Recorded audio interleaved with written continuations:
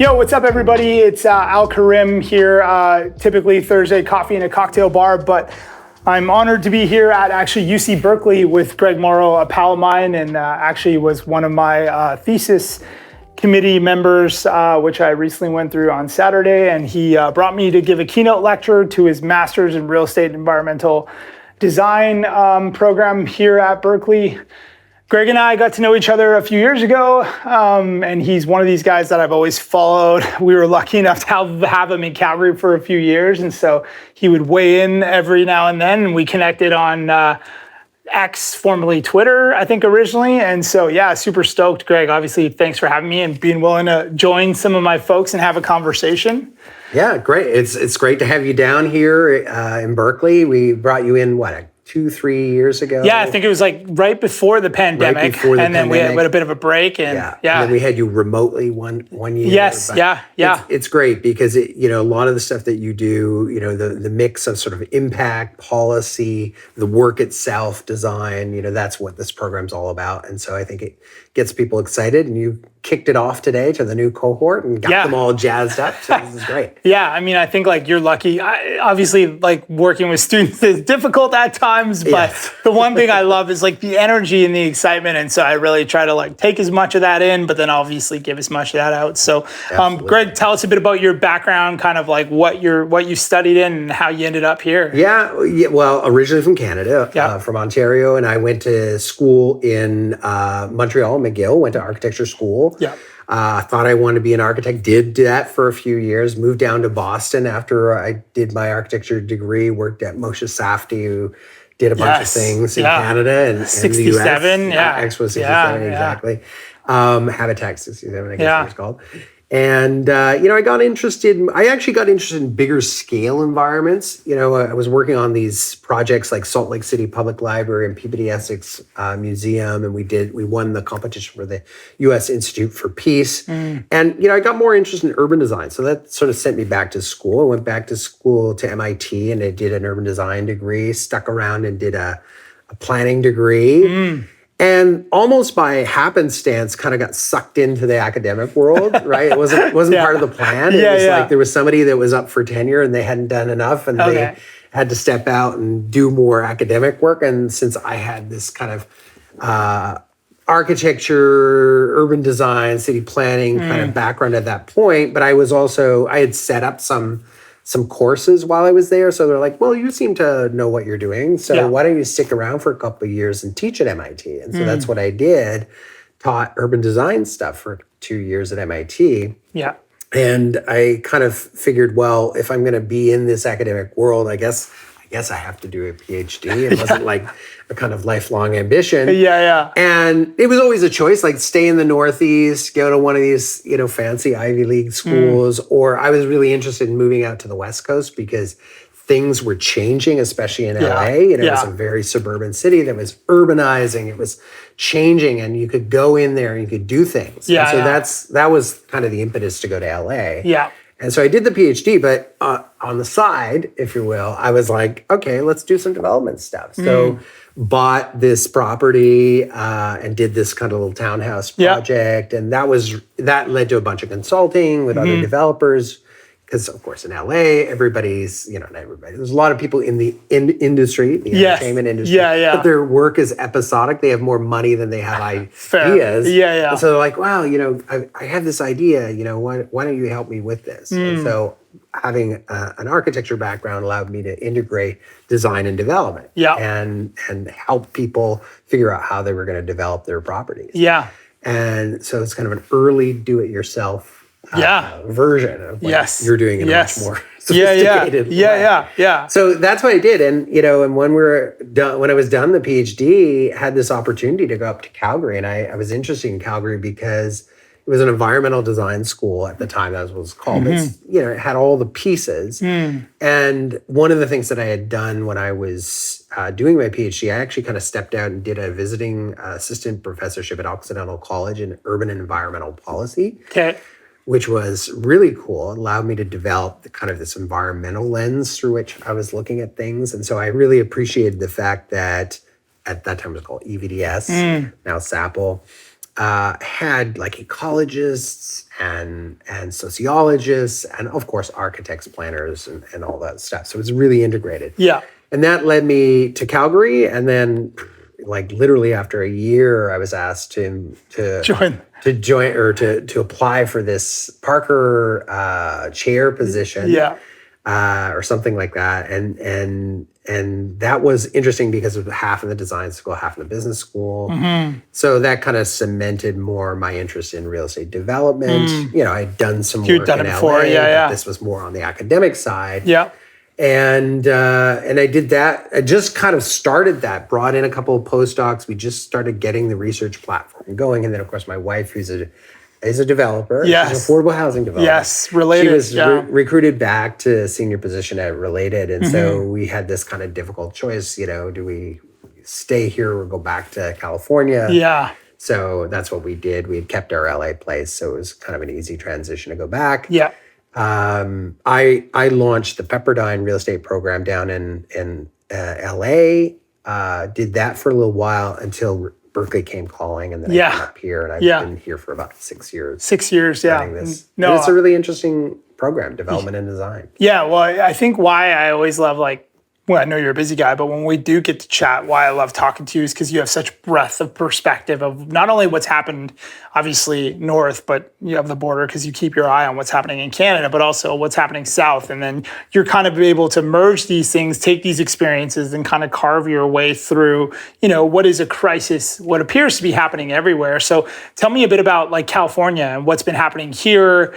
You've shared in your presentations some of the exciting things that you've seen, but maybe just give some perspectives on what's working in California in your mind, what are the challenges still, and kind of how does that apply to what you're seeing in Canada? Yeah, I mean, you know, I sort of look at where Canada is as where California was probably about 30 years ago. You know, we've had a long-standing problem of housing affordability, and that leads to all sorts of issues, environmental issues, social issues, gentrification, all sorts of issues. Yeah. And, you know, we've found like California is particularly politically fragmented in the sense that everything is hyper-local. You know, you have 101 municipalities in the Bay Area alone, on top of 9 county governments. And so everybody's just like, you know, we love housing, but just not in our community. Sure. And so what we've seen is this interesting sort of tension between the local and the state level. State level sort of looking at housing as a kind of broader economic policy. And we have to do something about it. So they've experimented. They've done a lot of things where, you know, we are going to incur a little bit on local authority, but we're going to give local municipalities the opportunity to do the right thing. And if they don't do the right thing, then we're going to put in place, you know, carrots and sticks to be able to try to get to an outcome-oriented solution, which is just generating more housing, generating more diversity of housing types, more affordable housing, what we call affordable, set aside, covenanted for 55 years. I think what's worked is these small things, you know, where we allow, for example, ADU policy. It's a very simple thing where there was always ADUs that were allowed, but or in some places were allowed, not others, but some places didn't really want to have new housing, so they would put in place local measures, setback requirements, you know, size limitations, all this stuff. So it basically prevented it from happening. And the state said, you know, we have to have some sort of kind of basic standards and fairness for everybody. So they put in some statewide policy that said, you know, 4-foot side setbacks. You know, you don't have to replace parking if you're near transit, things like this. Height limits that are kind of universal across the state.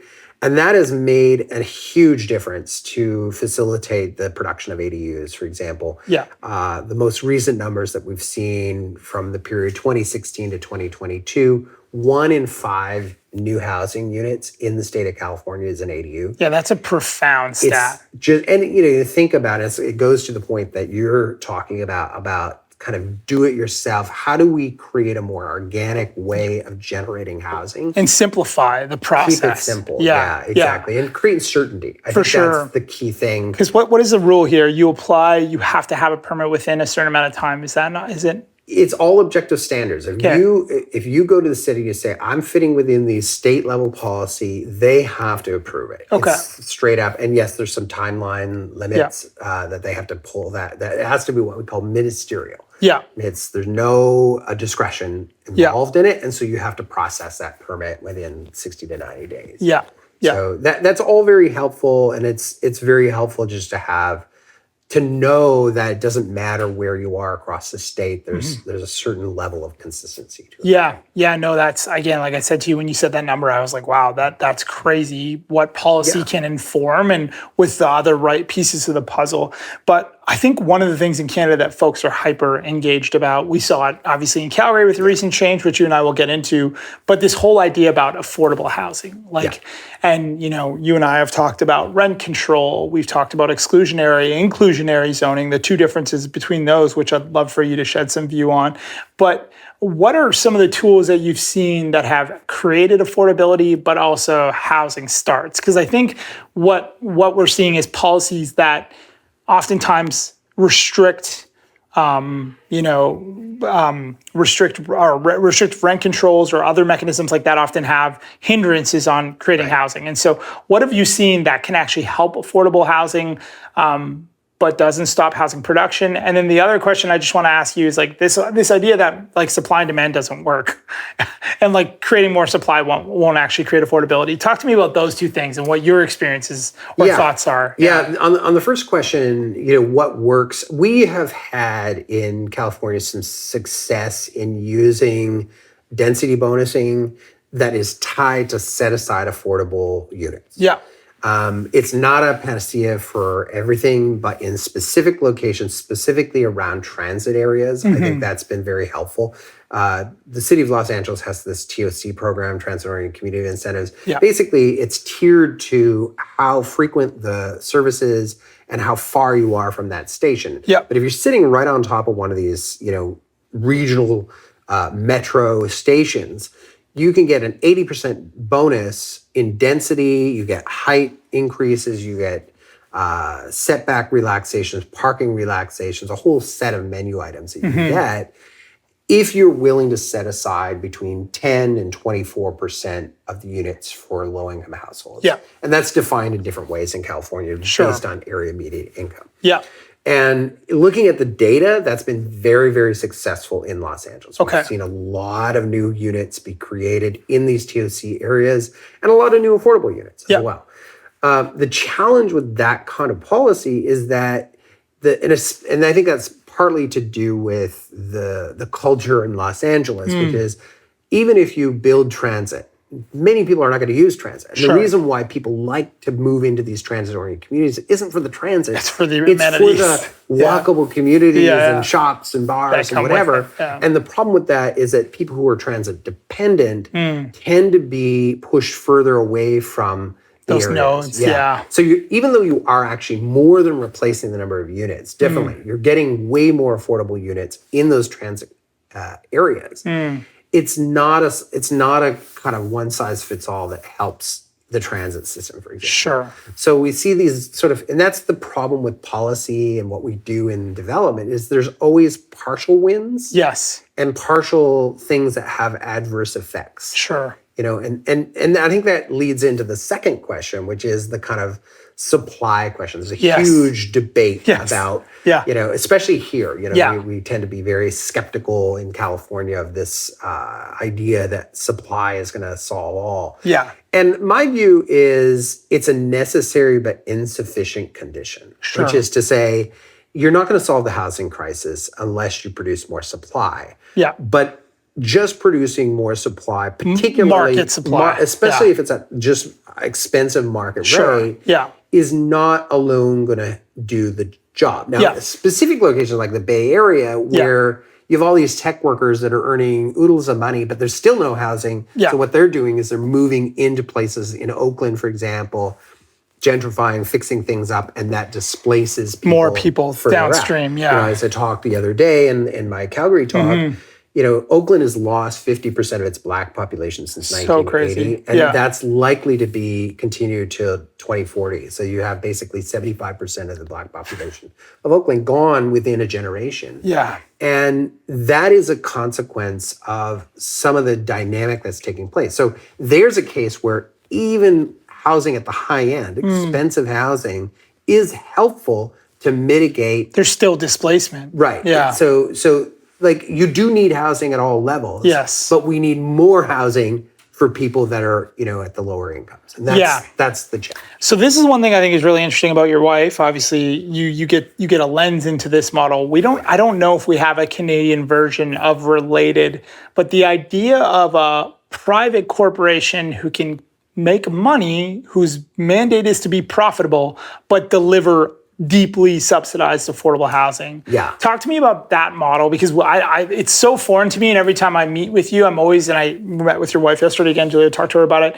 It always blows my mind. Yeah. It's something that I would love to understand more. It's a totally different model from what exists in Canada. Yeah. I mean, Related started actually as in affordable housing. Yeah. And the way it's set up here is, and we don't have that in Canada, which is low-income housing tax credits. The federal government basically is willing to give corporations a tax break if they buy tax credits that are allocated to these affordable housing developers. Yeah. The affordable housing developers, it doesn't actually make much difference whether it's for-profit or nonprofit. They pretty much operate in the same way. Okay. And it's not like they're making tons of money off this stuff anyway. Yeah. In Related's case, it's like they have a market rate business. That's where they make all their money. Sure. But they have a social responsibility to build for the lowest. They're kind of like a merchant developer, essentially, in this model. Yeah. Yeah. So basically what happens is, they leverage all of these sort of programs, LIHTC, which is the low-income housing tax credit. They use other federal programs, like there's a home program, there's Section 8 vouchers. Yeah. Many of those are tied to people, but you can get project-based Section 8 Sure. vouchers, which pays for the difference between market rate and what people can afford, which is defined as 30%. So the Section 8 vouchers pays that difference. That gap. Okay. But there's not nearly enough Section 8 vouchers to satisfy the And what need. is the low income tax credit? Like, just describe that function. So basically, it's market driven in the sense that when the economy is doing well, and let's say you have a bank, let's say a Bank of America makes a certain amount of profit, they would be taxed on that amount. Okay. To reduce their tax liability, they could go to a Related and say, we will buy tax credits from you that have been allocated. So there's a state thing called TCAC that allocates tax credits to different developers across the state. Okay. And they will buy those tax credits. And in buying those tax credits, it infuses private capital to these affordable housing developers. Yeah. And at the same time reduces their tax liability. Interesting. So that's why they do it. Yeah. Now, the value of those tax credits goes up and down a little bit depending on the economy.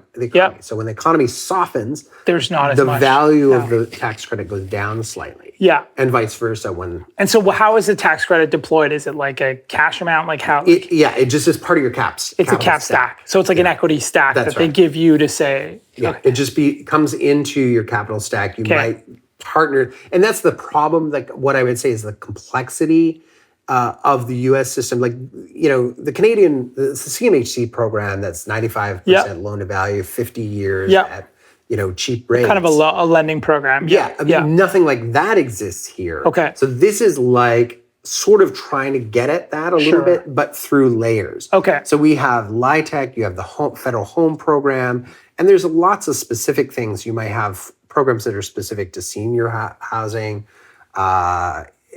people who have HIV/AIDS, formerly homeless youth, all different kinds of programs, and you're stacking these things with local programs as well. So you may, in a given affordable housing project, have 8 or 9 sources of money. It's crazy. Yeah. So it's very, very complicated. I don't think it's the best system, to be honest. It seems quite complex. So it is another layer. Like, for example, if if we had low-income housing tax credits in Canada along with the CMHC program, for sure, that would be well. And I think that's the one thing that's become clear. There's no one solution. Right. Like this is multi-layered, multidisciplined, so many different types of housing along the entire spectrum that we need. But that probably brings me to my next question, because I reached out to you when that UC Berkeley study was getting like some traction in Calgary because of the recent, ending exclusionary zoning, and people were taking a study that was specific to inclusionary zoning in order to get kind of 4 units as of right within California. And I had messaged you to be like, is this real? Like, are we saying that this doesn't work because like no one's doing it? But you had kind of made a really key distinction between exclusionary and inclusionary zoning. Yes. So, I mean, we often talk about ending exclusionary zoning. When 85% of a city is limited to 1 unit, right? In other words, you're kind of making it illegal to build apartments and townhouses and whatever. I mean, that's kind of, the heavy hand of government protecting private property. It's kind of weird, right? Yeah. And so we talk about ending exclusionary, which is to say, let's open up the space for more neighbors. Yes. And particularly in areas like the inner city of Calgary, where, there's way below peak population. You see this donut effect as people move further out and people going to the city, and those inner ring suburbs, they have no people. Yeah. So that's ending exclusionary housing. What we talk about is in California is inclusionary housing. What that means is if you are building in a given area, and if you're only producing market rate housing, then it's just like that Oakland problem. Yeah. Like it's not going to become a real place. It's going to be kind of a Disneyland for the rich, essentially. Yes. Which everyone is very worried about. Ending exclusionary zoning does anyways. And well, I mean, I would say they're different effects. And so what California has said is, and that's why I say they're tied to bonusing. Sure. So I think that's actually a really important point, because people will say, well, I think we should just, because big bad developer, they're making so much money. People don't really understand that it's a heavily risky business. Oh my God. It takes years and years and years. Personal guarantees. Not making covenants. Money hand over fist. No. And whatever money you make is spread over 4, 5, 6 years. Yes. Right? Yeah. And it's not the developer. Developer has equity partners that they're the ones that are probably making more of the money. For sure. But the reality is you can't basically say, okay, you have 10 units and we want you to set aside 3 of those to people who are low income without there being some sort of exchange, incentive. Right? Because it doesn't pencil. It doesn't make sense financially. You lose money on that project. So that's the report basically said you saw little appetite or production of housing, if not less. Yeah, and so to give you an example of this is, and the TOCs, I talked about the TOCs earlier, but that was only half of that policy. The other half was to create a policy that says if you want a zone change outside these TOC areas, you've got to have inclusionary housing, which is to say set aside a certain percentage of the units for low-income households and use union labor, what we call prevailing wage. And the combination of those things, absent density bonuses, meant that there was no production. There was nothing happening. Like it just cratered production outside of the TOC areas. So this is where you have policy can have very interesting effects. It can have perverse effects. So you have to be able to step back and assess what's working, what's not, and try to be as non-ideological about it as possible. Just be very practical. Sure. And I would say in places like Calgary, this kind of prairie pragmatism, it doesn't have to be an ideological game. Just say, look, what needs to happen to make this work? We want to leverage the private sector to be able to create housing at all income levels, including at low income levels. Yes. But in order to make those numbers work, you do have to give some concessions to density. And density is not this magical thing there's only one density that works. There's a range that's appropriate and not. You're not going to build we had a case here in San Francisco, which was almost a joke, where somebody in the outer Sunset, which is predominantly 2 stories, proposed a 50-story building. And it was like, okay, well, And obviously everybody's That's not appropriate. Yeah, right? sure. Let's be clear. Yeah. But if you're in a mixed urban community that has, mostly singles, it has some townhouses along the main street, it might has 3, 4, 5-story buildings. Like, it's fine. It's not, your world is not going to collapse if there's a couple more buildings that are 3 stories. Yeah. And what people don't realize is that those new neighbors are necessary to make those local businesses viable. Thrive, yeah. Right? You want local businesses to be successful. Totally, yeah. And so let's welcome new neighbors and do so in a responsible and appropriate way. Yeah. I think that's the basic gist. What's interesting for us is like everyone thinks that the land basis will make or break a deal. I know in places like California, Vancouver, Toronto, that happens. But in Calgary, like we don't have a land constraint in terms of cost in the prairies, quite frankly. And so, yes, we can give providers land for free.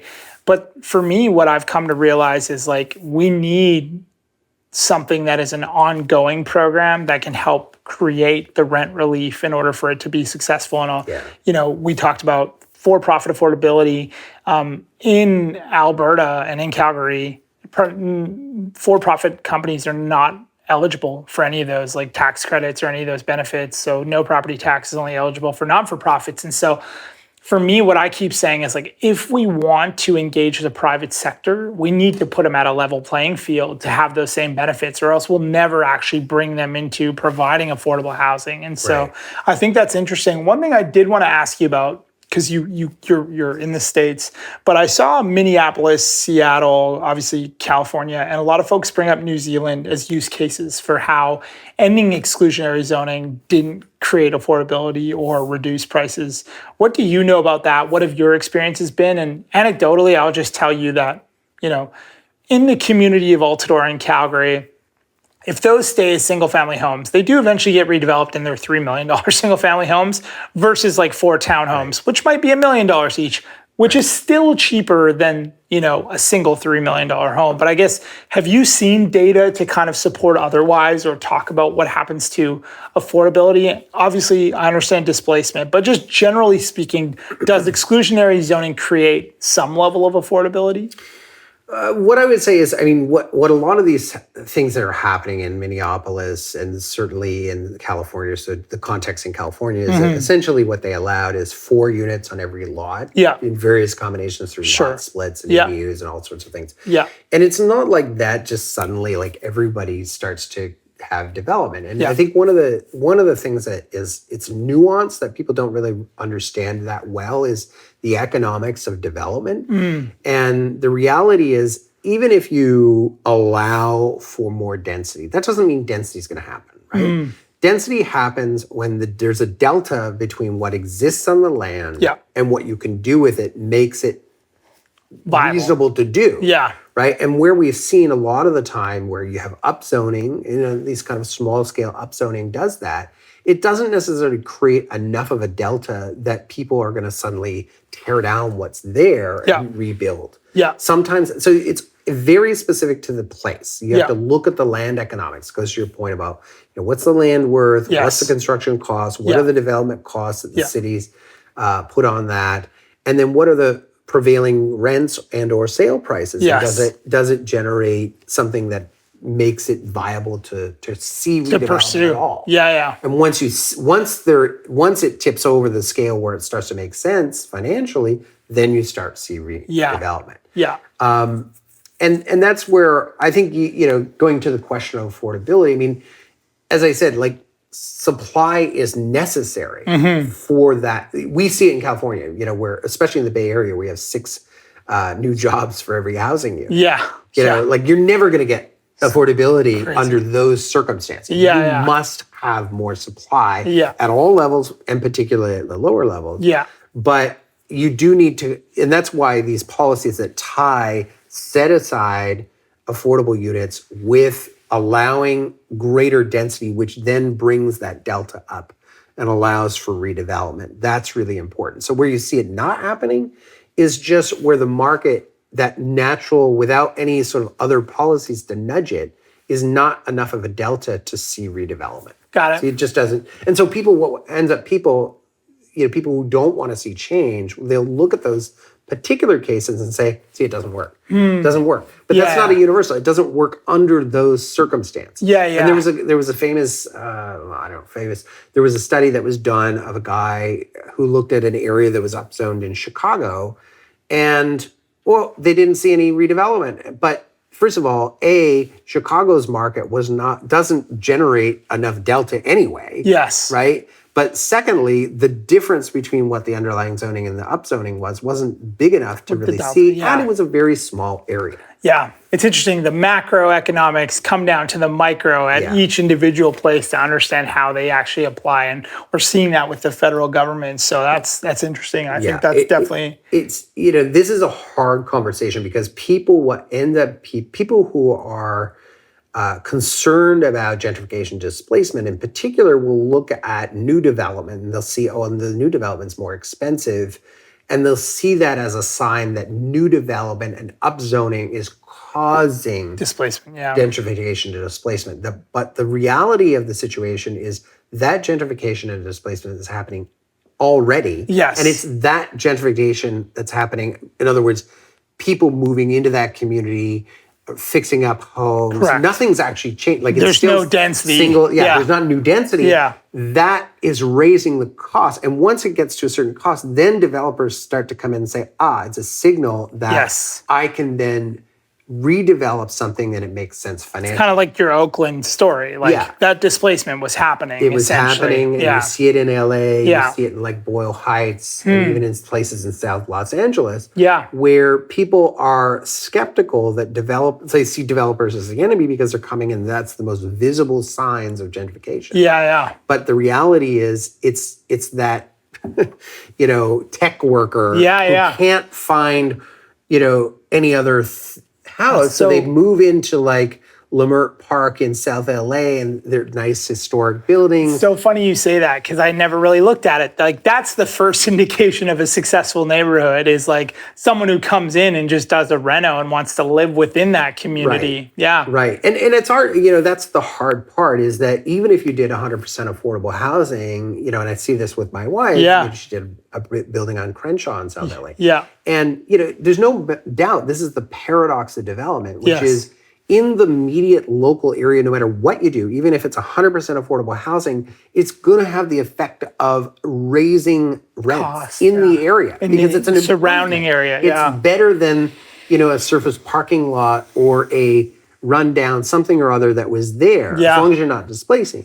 But we know that in the macro picture, in the market wide, unless we generate more units, there's always going to be an upward pressure. Everywhere. So what people don't realize is that you need to have that macro picture where you're putting enough units into the marketplace to kind of push down. And that it's incremental versus spiked. Right. But our challenge is, how do you do development in a way that doesn't have negative effects for the immediate community? In other words, and we talk about it here as like, how do you broaden the benefits of development?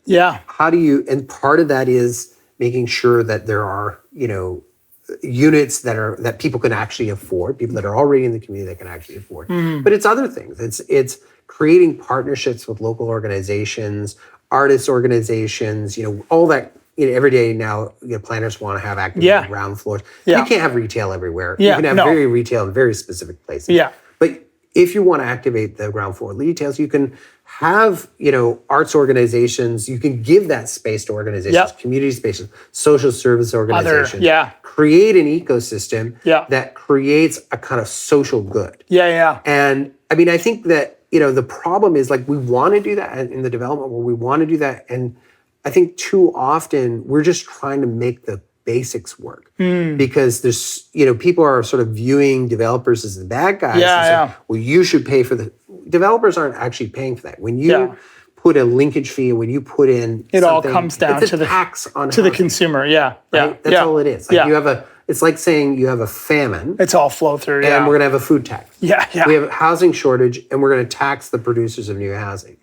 And the only person that suffers from that, developers will either not do or not do. But at the end of the day, it just makes that housing more expensive.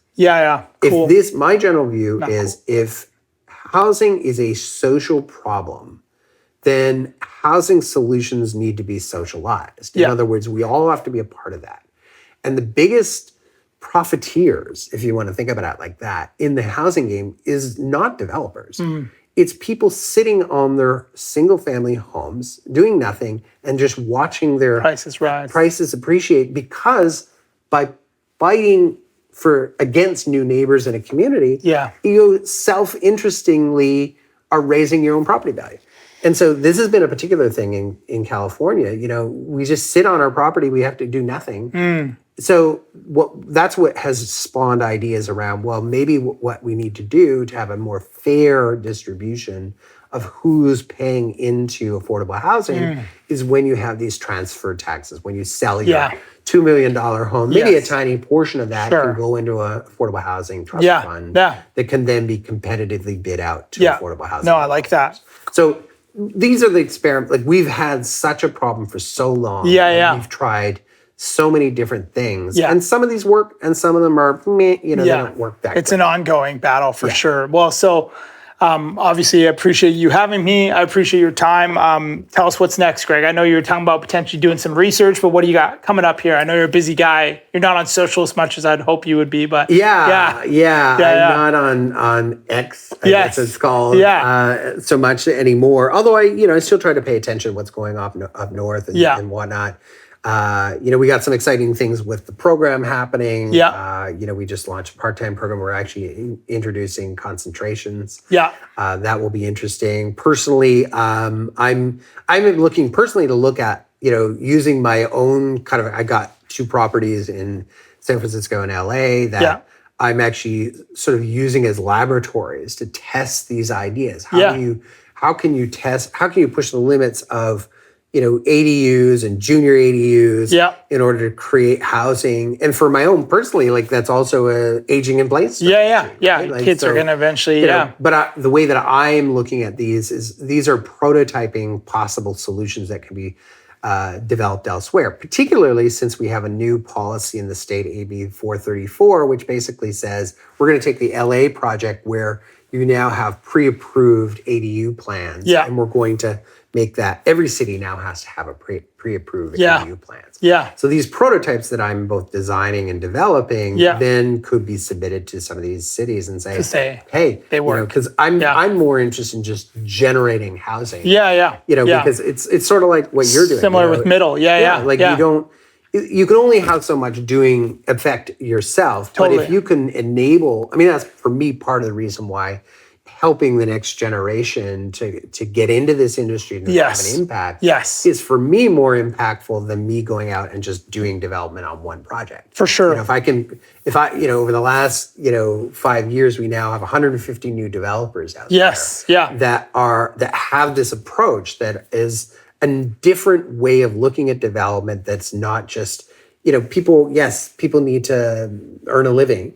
But it's more about solving the housing crisis, solving the inequality crisis, addressing issues of climate change, building more walkable, sustainable communities. That's what people want to do. 100%. And that's so for me, it's both through the prototyping and through the work in the program itself that we can have a broader impact. I love that. Well, it's like the sector mobilization piece. Like I said, this is my third year coming down here, and with middle school and the whole middle movement for me is like, we won't be able to do this in 1 year, in 2 years, but in 5 years, if we continue to stay consistent, we could help build an ecosystem and mobilize a sector just like you are with putting these young developers out there. Exactly. And what I like about what you're doing is you're educating, you're bringing people into the conversation.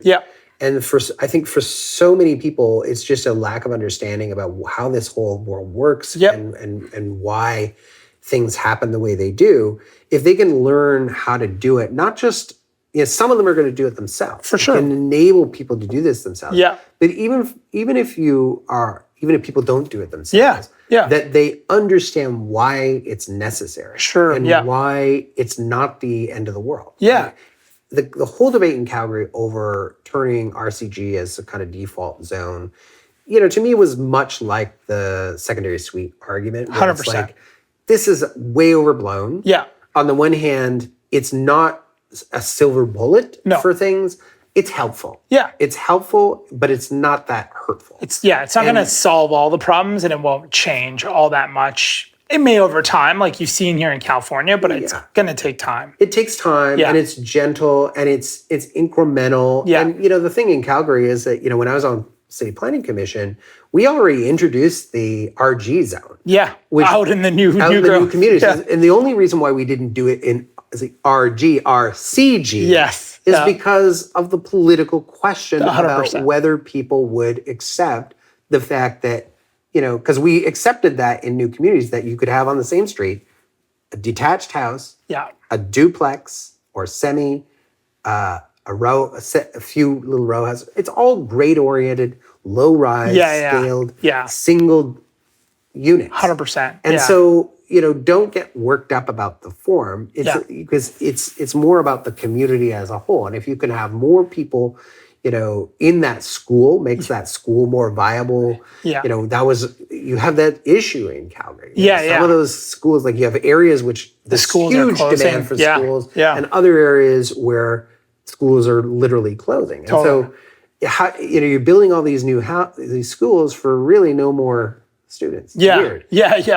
Or we were actually closing schools and selling school sites, right? Because we had no one within our established neighborhoods. In the new communities, they sit there with these huge lots that are waiting for new schools. And then so people have to reverse commute to bring in their kids. Multi-phased and very. So this is what I'm saying. It's the reason why some of these things happen is because there's some certain level of dysfunction in the system.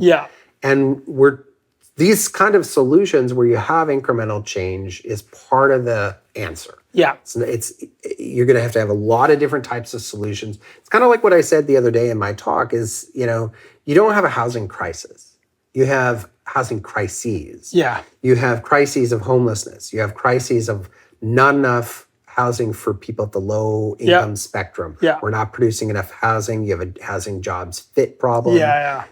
All of these things are gentrification. They're actually different. They're all interrelated. Yes, but they're one affecting policy different. is not going to solve all this. I love that. You need to have a whole series of targeted measures that are addressing each of those. Targeted measures that help support each of the continuums. I love that idea. Yes. And you have to think about the unintended consequences of each of these things.